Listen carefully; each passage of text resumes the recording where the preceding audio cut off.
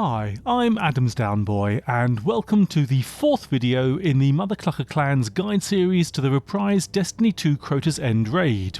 In this video, we'll cover the third encounter, the first of two in the Oversoul Throne Arena, Ir Yût the Deathsinger, which is also the first boss fight of the raid. As usual, props to my willing Fireteam, made up of clanmates Erin PK, Electric Sheep, Hathu, Jester, Minoni and Tooks. On this occasion, in keeping with the rest of the run, it went spectacularly well and was our first ever one phase of the boss. That means I have rather less footage than I'd expected to have to illustrate what happens in subsequent ad phases, so you're going to have to use your imagination a bit. For anyone who remembers the D1 raid, this has had a considerable makeover. While the mechanics have changed in the whole raid to incorporate the new Enlightenment mechanic, Ir Yût has been completely reworked to turn it from a quick and easy saunter to a proper encounter. Your aim is to reach the summoning crystal, which you'll use to summon Crota. In order to do this, you'll first need to kill Ir Yût. To damage her, you'll need to strip the immunity shield that's being generated by Yellow Bar Major Shield Singer wizards hiding in rooms protected by a hive barrier. Your fireteam will need to scout to determine which rooms they're in, but you won't be able to get past the barrier unless you're carrying the Enlighten buff. Your fireteam will be able to become enlightened by collecting the Chalice of Light from a room that's initially protected by a hive barrier, and to drop this barrier, you will need to kill 2 Orange Bar Elite Shriekers, which will activate after you've killed enough Yellow Bar Major Blistered Knights. Initially, you'll drop down from collecting your Thrallway secret chest loot into an anteroom that leads up to the Oversoul Throne. But don't try to go and have a look, and don't fire a weapon anywhere near the knights you can see outside. This is one of the rare occasions where you don't have a chance to explore the arena or even a part of it before starting, so you'll have to make do with this map. The arena is made up of a pit area in front of you, with a few large rocks and shards of columns that provide some limited cover. Towards the back, on the left and right, are 2 circular towers, each with an upper and lower room. On each side is a staircase that leads up to a path that leads all the way around the arena. At the back of the arena, the broken sphere you can see floating in the sky is Crota's Oversoul. Above where you entered is a hall made up of 3 connected circular rooms. The central room has the summoning crystal and the Chalice of Light podium and is currently protected by a hive barrier. Like in the Thrallway, these initial barriers are controlled by Shriekers. These are Orange Bar Unhallowed Shriekers, which are immediately outside the central room on the left and right sides. Outside the central room, on the ground on the circular path, is Crota's Seal. This is where you'll be doing boss damage from. There's another floor on a balcony above, with 3 more circular rooms that you can access from the broken columns on the path outside. The wizards you need to kill will be in some of the rooms in the towers or in one of the rooms on the floor above the summoning crystal. Those that don't are traps that contain Shriekers that you'll need to avoid. You'll need to decide amongst you in advance how you're going to name these so that teammates can be directed to the correct rooms.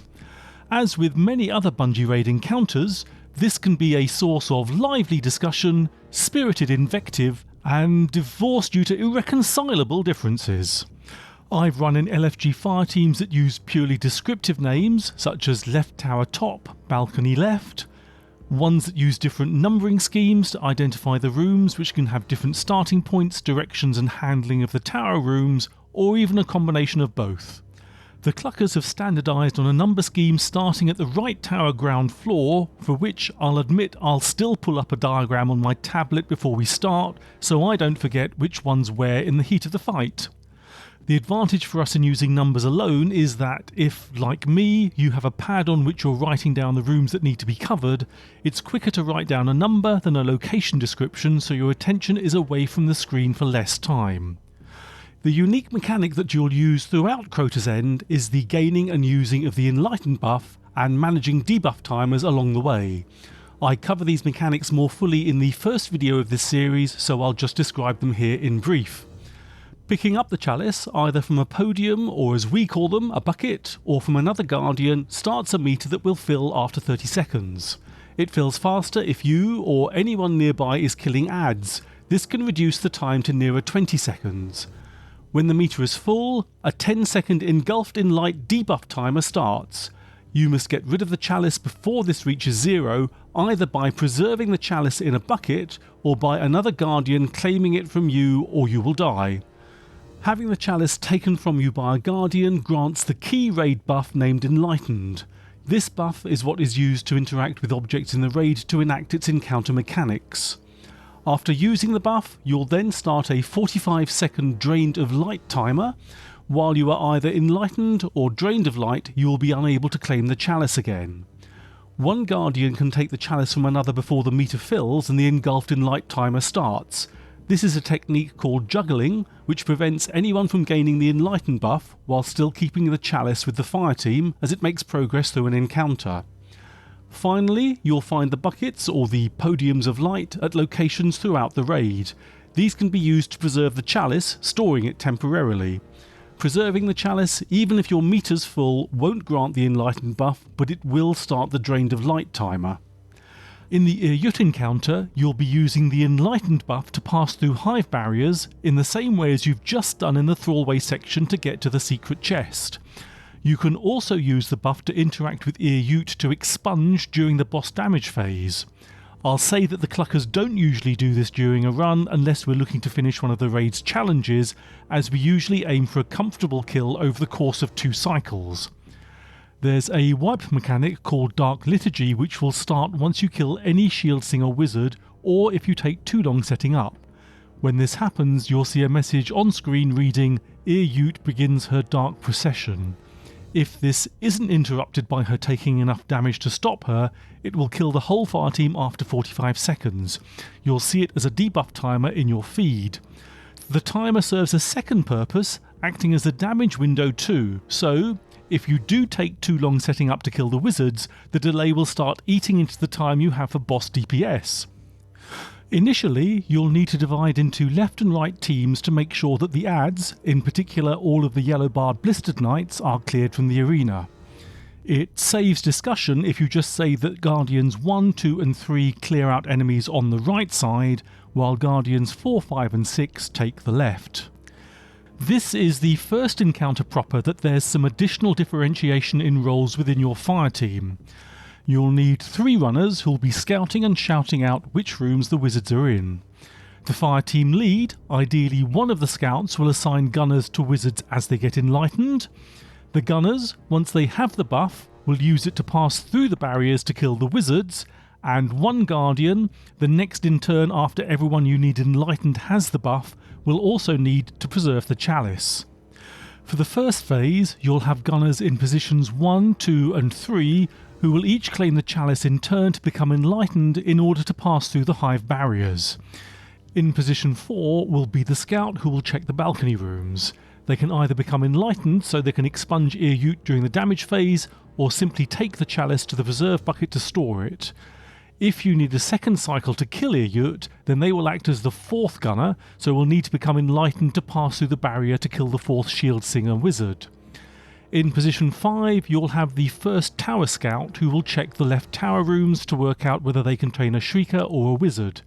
If Guardian 4 is enlightening to expunge Ir Yût in the first cycle or to kill the 4th wizard in the second, they'll also be claiming the chalice from them and preserving it. I'll say that I'm a big fan of consistency, so if it's up to me, I'd have Guardian 4 enlightening and using the buff in the first and second cycles, and Guardian 5 preserving the chalice both times. In position 6 is the 2nd tower scout who will check the right tower for shriekers and wizards. The Cluckers usually assign the Fireteam lead to position 6 as, once they've finished scouting, they won't have any other distractions. Ideally, you should have 2 Well of Radiance warlocks on your Fireteam, and one of these should be one of your scouts. Although it's not something the Cluckers do regularly, it is possible to arrange the Fireteam with 1 balcony scout and a single tower scout, using the true sight that the exotic Wishender bow provides when it's drawn to look inside the rooms. It's probably easiest with Void Hunter using invisibility so that you can avoid enemy fire, but positioning at the far end of the circular path underneath the Oversoul gives you the ability to ADS and see inside the top and bottom rooms of both left and right towers to find the shriekers and wizards directly. You'll start the encounter by approaching the exit to the Oversoul Throne Arena from the ante-room you dropped into, or by firing at one of the blistered knights outside. This starts a hidden 4.5-minute timer before Ir Yût starts singing her Dark Liturgy. The right and left teams should clear the yellow bar blistered knights on their side of the arena, making sure not to miss any in the pit area or the ones on top of the left and right staircases, as well as keeping the minor adds under control as they go. Until all of these are dead, no additional knights will spawn, which will eat away at the time you have before the Dark Liturgy starts, so don't just rush upstairs. From counting them in our video, I think there are 14 knights in total to kill in order to wake the 2 Shriekers up. 6 initially, and 8 more that spawn from the summoning crystal rooms after the first 6 are killed. Killing both of the Shriekers drops the hive barrier, so you can get to the summoning crystal room and the Chalice of Light podium. You'll now need to get your gunner guardians enlightened, so your first gunner should pick up the chalice from the bucket. For the first cycle, you'll need at least 3 guardians with the buff in order to pass through barriers to kill 3 Shieldsinger wizards and remove Ir Yût's immunity shield. The gunner guardians need to stay near the chalice holder so that they share kills and speed up the meter. The cluckers generally meet in the right hand room as that's the side they clear, but either side will do. Adds, including more blistered knights, will spawn continuously throughout the arena. As in previous encounters, I'd always recommend that if you're next in line to claim a chalice, then your primary focus should be the holder guardian rather than combat. Don't let yourself become too distracted by ad clearing, and stay aware of where they are so that you're standing right next to them when their engulfed in light timer starts. While the gunners are enlightening, the runner scouts will need to ascertain which rooms the wizards are in. Each room can only ever have either a wizard or a shrieker, so you can use this to work out where the wizards are by elimination. You can try to check each room visually, but the fastest way to do this is to use your radar. Shriekers count as enemy constructs, which show up on radar as red circles and have up or down arrows inside to indicate if the construct is above or below you. If you stand on the first floor platform of each tower, you'll have to stand immediately outside the hive barrier so your detailed radar reaches the back of the room. You'll see one of 4 possible radar images. 2 Shriekers, indicated by 2 overlapping red circles, a Shrieker in the top room, indicated by a single red circle, a Shrieker in the bottom room, indicated by a single red circle with a downwards pointing arrow, or no Shriekers visible. By elimination, that translates to no wizards, a wizard in the bottom or top room, or a wizard in both the bottom and top rooms. You stand on the first floor platform as if you stand on the ground floor in the pit and see a single red circle with an arrow pointing up. You won't be certain whether the Shrieker is in the bottom or top room. While the tower scouts are out, the balcony scout will check the 3 balcony rooms. They can do this from the rooms below. While, like the tower scouts, their radar will be crowded with all of the adds present, if, as they work through the rooms, they see an enemy construct, they know there's no wizard in the room above, and if there's no construct, and therefore no Shrieker, there must be a wizard present there. The scouts should call out the locations of the wizards to the Fireteam lead, who will need to remember them or write them down. The lead now assigns gunners to the wizard rooms. If there are any wizards in the tower rooms, then these will be allocated to the guardians who are enlightened first, as the towers are further away than the balcony rooms, so it makes sense to give them to people who have the most time to get there. Once an enlightened gunner gets to their allocated wizard room, they can go straight inside through the barrier. They'll lose the buff and start the drained of light timer, but this doesn't have any impact as you'll have plenty of time for it to wear off before you need to claim the chalice again. Make sure you don't just graze the barrier while waiting outside, as you can lose the buff by accident, which then will most likely end the run. The only room you shouldn't go into before you start wizard damage is the central balcony room, or R room 4, as this has no column to provide cover from the wizard. Once inside, although you now can't get back outside as you no longer have the Enlighten buff, you'll be pretty safe from minor adds and can use your radar on the central room column to block attacks by the wizard. You can damage the wizard at this point, but be careful not to kill him or you'll start the DPS timer before Ir Yût's immunity shield has been removed. When you have the first 3 gunner guardians enlightened, the balcony scout can take the chalice to get enlightened for the Ir Yût expunge. Then Tower Scout 1 can claim it from them and preserve it in the bucket below the summoning crystal room in the entrance to the arena. Assuming everything has gone smoothly, you'll have time for the gunners to get into position before the hidden timer expires and Ir Yût starts the Dark Liturgy. Once the chalice is preserved, the first Tower Scout can let the rest of the gunner team know to kill their wizards. When the first wizard is killed, you'll see the Ir Yût begins her Dark Procession message on screen and the Dark Liturgy timer will start. When all 3 are killed and the immunity shield and rune barriers fall, she will shriek, the message "The Shield Singer's Song Abates" will appear and your fire team can proceed to the boss damage phase. While the gunners are on their way back, the scouts can set up. Dropping a well is, as ever, useful to protect from both Ir Yût's and the ad's attacks, as well as boosting damage output. You'll see that her health bar is partitioned with the first quarter highlighted. This is a damage check that must be passed during the damage phase to interrupt the liturgy before the timer ends, preventing a team wipe. Once you pass the marker, you'll see the message "The Deathsinger's Liturgy Ebbs Away" appear in your feed. Ir Yût is very mobile, so if anyone does have the Divinity Trace Rifle, that can be very useful in helping land crits reliably. The Balcony Scout should also expunge their Enlightenment buff on her as early as possible, as it deals a decent chunk of damage and seems to act as a boost to overall Fireteam damage too. You should aim to push as far as you can past the marker in her health bar. The Dark Liturgy timer will remain in your feed, but now just represents the time remaining for boss damage. If everyone assembles for boss damage quickly, and particularly with a second well ready for when the first one runs out, you may well be able to kill her in a single damage phase. She doesn't have a health bar marker for a final stand, so unload your supers, grenades and heavy and special ammo to take her down. Otherwise, if you don't kill Ir Yût in the first cycle, the number of wizards increases by 1 each time. So 4 wizards to strip the shield the second time around and 5 wizards if you need a third damage phase. The first gunner should have lost the Drained of Light debuff by now, so will be able to reclaim the chalice from the preserve bucket and return back up to the other gunners to start enlightening again. The second cycle is pretty much a rinse and repeat of the first cycle, and even with an increased number of wizards to kill, the basic fireteam makeup doesn't change. The only exception is for the Balcony Scout in position 4, who will need to use their Enlightened buff to pass through the barrier and kill the additional Shield Singer wizard. You almost certainly won't have time to enlighten the 5th Guardian to get the expunge attack on Ir Yût, so the first Tower Scout should just preserve the chalice as soon as they can after claiming it, particularly if they're the Warlock with the first Well of Radiance. Hopefully, you should have done enough damage in the first cycle to make the kill straightforward. Again, you will have to get past a marker on Ir Yût's health bar to stop the Dark Liturgy team wipe. If you do proceed to a third cycle, then enlightening 5 Guardians before the Dark Liturgy starts is very difficult. We've never pulled it off. So by all means give it a go if you find yourself in that position, but you might not end up with much time for damage, so treat it as a shot to nothing.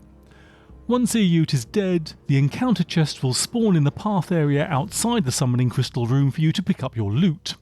You can drop the Oversoul Edict pulse rifle, Word of Crota hand cannon, Song of Ir Yût machine gun, arms or chest armour here. The final Deepsight puzzle statues are also located here on the balcony, so make sure you activate the correct one before starting the final encounter.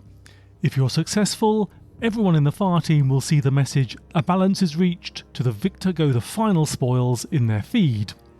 The main problem you'll face in the Ir Yût encounter is someone dying inconveniently. If one of the gunners dies with the chalice before they're enlightened, then any nearby guardian, preferably another gunner, should claim the chalice before it despawns. It's a higher priority than reviving the guardian. If you don't, you'll need to recollect it before continuing. If someone does grab it in time, then just shift places, so, for example, if the first gunner dies and gunner 2 revives them, then they'll just swap places. If gunner 3 gets there first, then they will become gunner 1 shifts to gunner 2, and gunner 2 shifts to gunner 3. Remember that you'll be covering the allocated wizard that matches your new position in the line. If a gunner dies after they're enlightened, or loses their buff after brushing up against a barrier, you are probably going to be in trouble with the hidden timer. Even if you can enlighten the next Guardian in turn, you'll still have lost about 40 to 60 seconds of the cycle by the time they're ready. The best you can do is again continue with the enlightening process, with the gunner team shifting places as before, and hope you can get everything completed by the time the Dark Liturgy starts. I've been trying to keep the key to the animated mechanics section visible throughout if I can, but I'm afraid that's not possible for the Oversoul Throne Arena because showing the different floors takes up the whole screen. In reality, Priony has had to condense what are really 3 floors here: the pit area and the bottom tower rooms, 1 and 7 in our numbering scheme, on the ground, the circular path with the Crota seal and the 3 summoning crystal rooms on the first floor, and the 3 balcony rooms, rooms 3, 4 and 5, and top tower rooms 2 and 6, a floor above. I've tried to represent when people are moving between levels by shifting them between the 2 sides of the map. Anyway, I'll now show how the Ir Yût encounter can work in practice through the magic of animation. Initially, Guardians 1, 2 and 3 will clear adds on the right side of the arena, and Guardians 4, 5 and 6 will clear those on the left. As they move around the pit and then up the stairs to the circular platform, they make sure to kill all of the blistered knights as well as controlling the minor adds. At the top of the stairs, once all the blistered knights outside are dead, all 6 Fireteam members will go into the left and right rooms next to the summoning crystal to continue killing the spawning blistered knights and adds. Once 14, I think, have been killed, the 2 orange bar shriekers will activate. Once open, the teams on both sides need to kill them quickly to drop the hive barrier to the central rooms with the summoning crystal and chalice bucket. With the barrier down, Guardian 1, the first gunner, picks up the chalice and starts enlightening. Guardians 2 and 3 will stay nearby while all of them kill adds to speed up the chalice meter. At the same time, Guardian 4, the balcony scout, checks the 3 balcony rooms from the rooms below, calling out which ones don't have a shrieker in them, in this case room 4 or the middle balcony room. After they're done, they'll join up with the gunners. Guardians 5 and 6, the tower scouts, will check the top and bottom tower rooms on each side, again calling the rooms without shriekers, knowing that any room without one will have to have a shield singer wizard in. In our case, these were rooms 6 and 7, or the top and bottom rooms of the left tower. After scouting, they'll also head back to join up on the gunners too. Once Guardian 1's meter is full, and the engulfed in light timer starts, they'll tell Guardian 2 to take it from them to leave them enlightened. The Scout Guardians can converge on the gunners to help with the chalice meter and to help make sure everyone stays alive. Guardian 6, as the team lead, tells Guardians 1 and 2 that they will be responsible for the wizards in rooms 6 and 7. Guardian 1 can start making their way to room 6, where they'll walk through the barrier and damage the shield singer to make it quicker to kill once the rest of the fireteam is ready.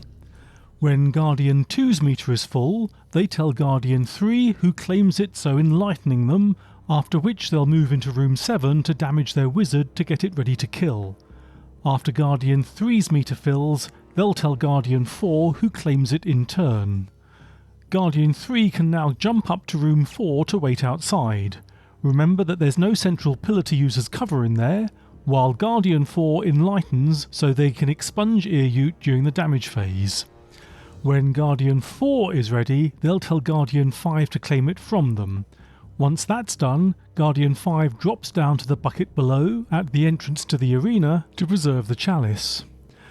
After Guardian 5 has stored the chalice and is jumping back up, they tell the other gunners to go ahead and kill their wizards. When they get back up, if the shield singer wizards aren't yet dead, all of the scouts can take cover from Ir Yût inside the door of the central summoning crystal room, ready to set up for the boss damage phase. After killing their wizards, gunners now start returning to join up with the rest of the fireteam. With the 3 shield singers dead, Ir Yût starts the Dark Liturgy. Guardians 4, 5 and 6 move out. One of them drops a well on the Crota seal on the path outside the summoning crystal room, which is where everyone converges to do boss damage. At the start of the DPS phase, Guardian 4 expunges Ir Yût before running back to the well to continue damage. When the boss damage phase is finished, assuming the boss still has some health left, everyone, except Gunner 1, who drops down to reclaim the Chalice of Light from the bucket first, runs back inside for cover initially before repeating the cycle. Remember that there'll be an extra Shield Singer wizard to kill, so Guardian 4 needs to Enlighten and head out to their allotted wizard to kill it, with Guardian 5 preserving the chalice immediately afterwards. You'll only find solar shields in this encounter, so decide for yourself whether the additional damage and momentary stun is useful to you. With this being a boss encounter, we usually have one set of chest armour that has triple ammo reserve mods that match the energy type of our heavy weapons that we can swap out for ones with damage resistance once we've used the rally banner.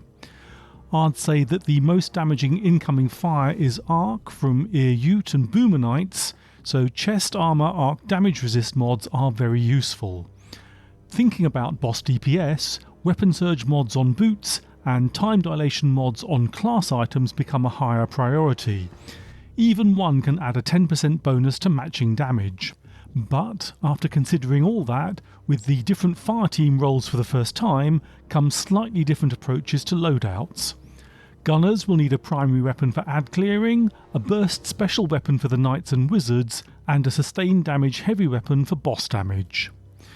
Ad clearing traits on primaries like incandescent, Vault Shot or destabilising rounds can help clear crowds, while support traits like Demolitionist, Pugilist or Wellspring can help with recovering ability energy. Weapon healing and overshield effects are also useful, like Unrelenting, Heal Clip and Repulsor Brace. Burst damage traits for your specials like 1-2 Punch and Trench Barrel on a shotgun, or Chill Clip and Controlled Burst on a fusion rifle, or even good old Vorpal weapon will help take down the elites and mages quickly. Finally, for your boss damage weapon, hopefully you'll be using Divinity so everyone has a nice big hitbox. You're looking for a sustained damage weapon as the damage phase can last for 40 seconds or so a combination of a passive reload perk and a damage perk is ideal. By passive I mean one that doesn't require a kill to proc. Clown Cartridge, Reconstruction, Triple Tap, 4th times the Charm and Rewind rounds are all good reload perks, while Frenzy, Firing Line, Target Lock, Surrounded, as you'll have plenty of ads nearby to proc it, Bait and Switch, Focused Fury and Precision Instrument can all work well as damage perks. Rocket and grenade launchers are probably not a great idea. Ir Yût can get up close and she'll dodge about a bit too, so it's far too easy to kill yourself or miss shots and waste ammo. Of course, there are plenty of exotics to choose from as well. You'll see some of the cluckers using Sleeper Simulant and Thunderlord in our run. Leviathan's Breath, if you have it with the Catalyst, is also said to be excellent for damage as long as you have the Divinity Crit Cage to aim at. One of the Scout Runners can set up with much the same loadout, although if you do decide to use Wishender to scout the towers, you'll obviously need to choose a legendary heavy weapon. Assuming one of your scouts is a Warlock, probably Guardian 5 if Guardian 6 is out scouting the towers with Wishender, they can perform as a complete support class by running well and using Divinity together with the Cenotaph Mask Helmet to generate heavy ammo for everyone by marking Yellow Barn Knights for the rest of the Fireteam to kill. If your Fireteam sets up this way, then Guardian 6 and a couple of the Gunners should run Special Ammo Finder and Scout mods on their helmets to make sure that Divinity doesn't run out of special ammo. As far as subclasses are concerned, Burst Damage Supers, Pyrogale Gauntlet Burning Maul and Cuirass of the Falling Star Thundercrash Titans, Celestial Nighthawk Marksman Golden Gun, Star Eater Scales Blade Barrage or Star Eater Scales Gathering Storm Hunters, and Needlestorm Warlocks will let you do big chunk damage quickly so you can get back to using your heavy weapon. The Clucker's inexplicable raid run continues into the Ir Yût fight, so I'll be commenting throughout the video as there's no second cycle for me to sit back and relax. We start off with the Gunners being Jester, Minnow and Sheep. Erin in position 4 acts as the left tower scout and in the first cycle will also be preserving the chalice as nobody will be expunging. Hat acts as the balcony scout, running a well warlock with Cenotaph Mask and Divinity, and Tukes will scout the right tower and acts as the lead guardian. After kicking off, Jester heads right with Minnow and Sheep, which leaves Erin, Hat and Tukes initially clearing out the left hand side of the arena. I kept you waiting for that last one, didn't I? No, we're already gone. Yeah, we left.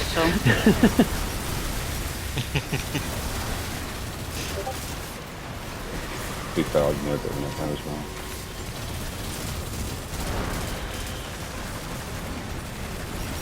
Ooh, my frames dropped then. That wasn't good.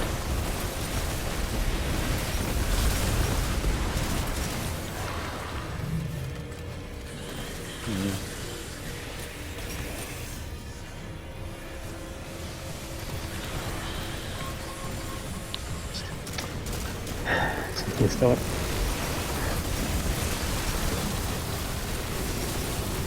That's alright now.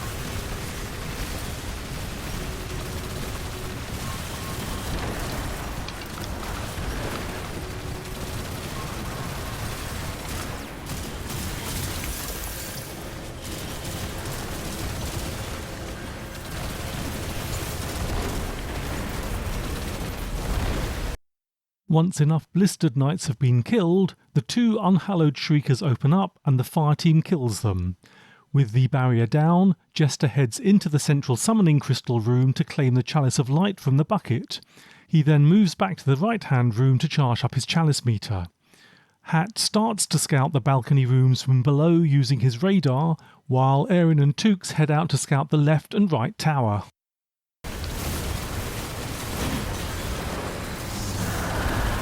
Shriekers open.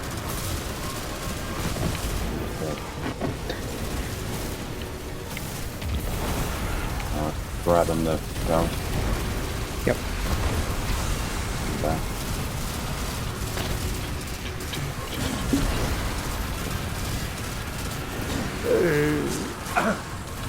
There isn't one in 5. There is one in 4. I'm about 8%. When his meter fills up, Jester tells Minnow to claim the chalice from him to become enlightened. Between them, Erin, Hat and Tukes identify that the wizard rooms are 4, 6 and 7.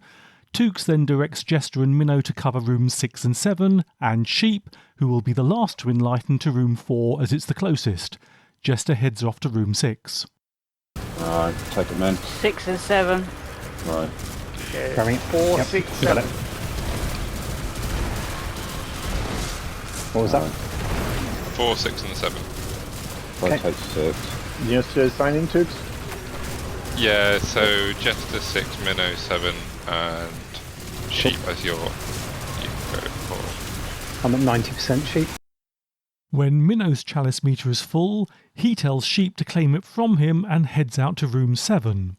You'll see he heads straight in and shoots the wizard a couple of times when he arrives to soften it up. Thank you. Take it. Did you say sheep 4? Yes. Yeah. Yep. Alright, Erin, do you want to stick around, or Oh, was it sure. Tukes that was sticking it from me? No, I'll stick in. It's fine. That's understandable. That's my line.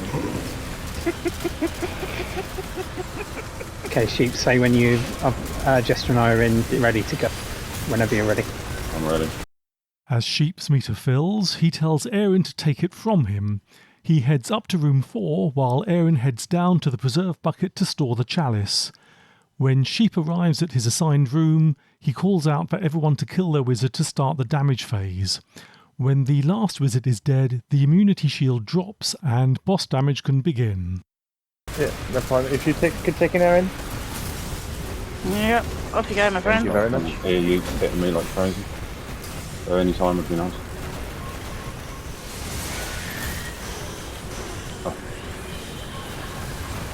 Alright, I am there. Okay, kill. In, so Nice go. down. Running back. Hat drops his Well of Radiance and starts shooting at Ir Yût with Divinity. The rest of the fireteam converge, using burst supers, although Erin shows how difficult she can be to hit, and start boss damage. You'll see we're using a combination of linear fusion rifles, including Sleeper Simulant, and LMGs, including Thunderlord. The 25% damage threshold that the fireteam needs to pass is shown in bright yellow on Ir Yût's health bar. When the first well runs out, Jester drops a second to keep the fireteam covered until the boss is dead. And fine. Shields off. You got first well. Yeah. No, Yes. you.